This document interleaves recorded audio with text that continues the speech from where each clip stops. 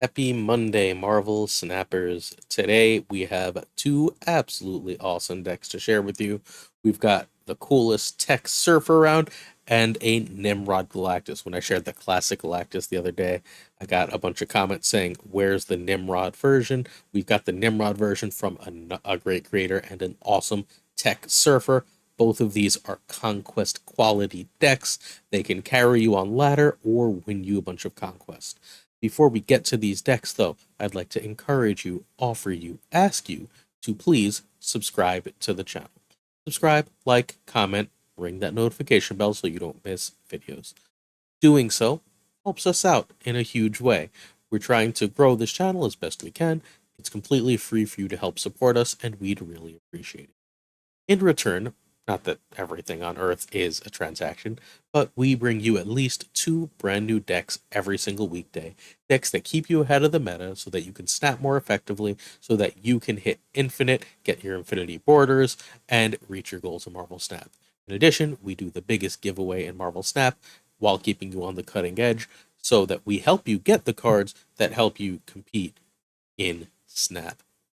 Please, if you think that sounds interesting, ring that bell. All right, now let's talk Alphos. This is Alphos. Alphos is from New Zealand, hence the Alphos NZ. Alphos owns Snap Battle Arena, which means all those great tournaments twice a month that you get um, are run by Alphos completely out of pocket. Alphos really, really deserves your support and love. This is how you find him at Alphos NZ, or you can follow twitch.tv/AlphosNZ. Alphos has a wonderful new deck that he has a 67% win rate with. That is this deck that we're going to talk about here. This is Sarah Tech Surfer, and I'm aware that this is an expensive version of Surfer for top end game ish players. Um, one of the end game cards is really, really pivotal, Iron Lad, and one is not as much. Although Echo has this like amazing utility in Surfer, I absolutely love because on turn 4, you can very, very often drop Echo and a 3 drop. And when you're dropping Echo and a 3 drop, you are spending a mid game turn, basically turning a lane off for your opponent, saying this will not be where your null goes. This will not be where your Cosmo goes. This will not be the spot that you can bother me in. Beyond that, the general game plan of the deck is much like many decks we've seen recently, is to do something like Forge into Brood into Absorb Man is super ideal. You can also try an Iron Lad to hit either Sarah or Silver Surfer, although like legitimately there's not any really bad Iron Lad hits in this deck, so it's often just a good play on 4. And again, if you don't have any of those, any of the threes, particularly Magic with Echo, is absolutely stellar.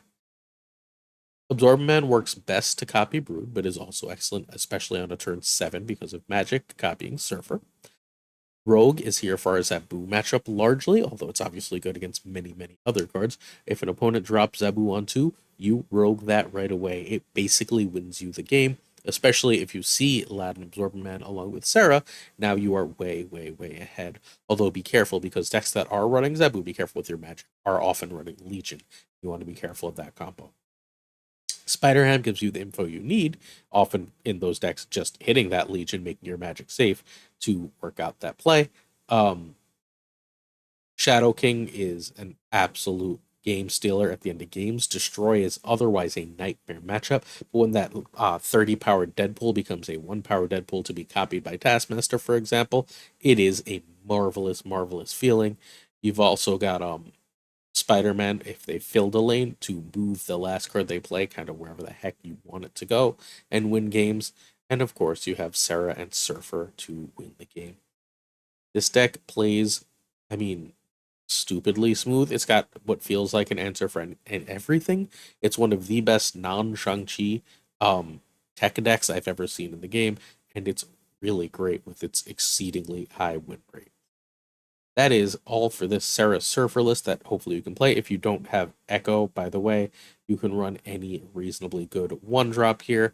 I'm partial to Ant-Man. I really like that 4 power. You can also add an extra 3. I'm thinking something along the lines of Juggernaut or Mr. Fantastic works really, really. you don't have Iron Lad, this version may fall apart a little bit. Sorry. You can try a Wong there. I don't think it's as good, but you can try it out and see how it works. Our deck two for the day is from Interrobang. You need to check out Interrobang, Interrobang with an E at the end of it on Twitter. Not only do you get great decks, great takes, he seems like a cynic, but he's really just deeply insightful and interrogates beliefs and ideas in a really fair way. I think he's an excellent follow and a great person, and will be on the podcast soon, as will Alphos, if you have interest in actually hearing from them. He's also over on Twitch, twitch.tv/Interrobang, again with an E at the end. Another extra benefit to following Interrobang is working with Impulse. I have no idea what Impulse is. I'm not even going to pretend. Interrobang can tell us in the comments because I'm sure he's going to watch this video. But just for following Interrobang, liking, retweeting, and tagging a friend, you have the benefit of potentially getting a bunch of gold in game, right? Like, so this is just 100% worth it. In addition, you get amazing decks like this one. This is Interrobang's Galactus deck. I called it Interrolactus because duh. It's a fairly straightforward deck. We're not going to take all day on it. This is a very classic Galactus Nimrod build, but remember, Galactus Nimrod right now means we build around Nimrod, and Galactus is our surprise endgame plan. Because it is one of those powerful things you can do in the game right now. You can drop something like Bucky on 2 and then ignore it. Then you can go honestly, whatever on 3, who cares? Electro. You don't want Electro. So Electro is only if you're going the Galactus plan. Then you can go Shuri into Nimrod, and then you can excuse me, Shuri, Nimrod, and then Venom and Carnage it, and you have all this power all over the board. The Bucky is going to give you an extra 6 in that case. The Venom maintains the power. You can also, if you are forced to play Nimrod another way, for example, an Electro Nimrod, you can spread that power on with a Zola on turn 5, right? Like if you go Bucky Electro, then you can play on turn 5 either Destroyer or Zola to spread out some Nimrods, and then your last turn play of Null is going to be completely freaking humongous. In addition to all of this, you obviously have classic plays. You can go Electro on turn 3. Excuse me. Yeah, Electro on 3 into Nimrod on 4 into Galactus on 5. Works just fine, and then you still have a Death or Null to play on turn 6. You'll have if they're going to try and play a Shang at that point for your Null, that's fine. You have 2 Nimrods, so that's 12, plus Galactus, that's 19. You have 19 power in that lane even before the Null. So if they do kill the Null, they're very unlikely to have enough power to kill that other 19. Works great. You can also just go Wave Galactus, although that is the most dangerous play in the deck because then you are very vulnerable to Shang-Chi. I suggest really trying to focus on that play, in particular when you know in Conquest your opponent is running a deck that does not answer your Giant, Null, and Death, and so on. But look, if you go Wave into Galactus, turn 5, whatever, Shuri into Destroyer, or turn 5, just Nimrod into Null, whatever, you're going to win a lot of games of Marvel Snap. This deck is sick. This is, I mean, look, this is probably the best straight up Galactus. The deck I shared on, I want to say Thursday morning was the best non-Nimrod Galactus. I think this is the best version of Galactus you can get to in the game right now that is running Nimrod, and Galactus is very popular on ladder, so if you're going to be playing it, play the best version, and I think the Thanos ones have something to say for them as well because of the flexibility they provide.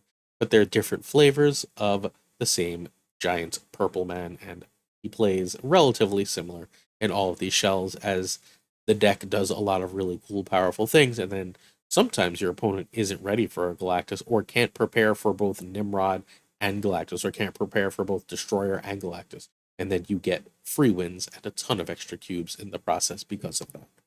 All right, that's it for today. Hopefully you found value. Hopefully you hit that sub button, ring that bell, leave those comments. You know the drill. Thank you so much.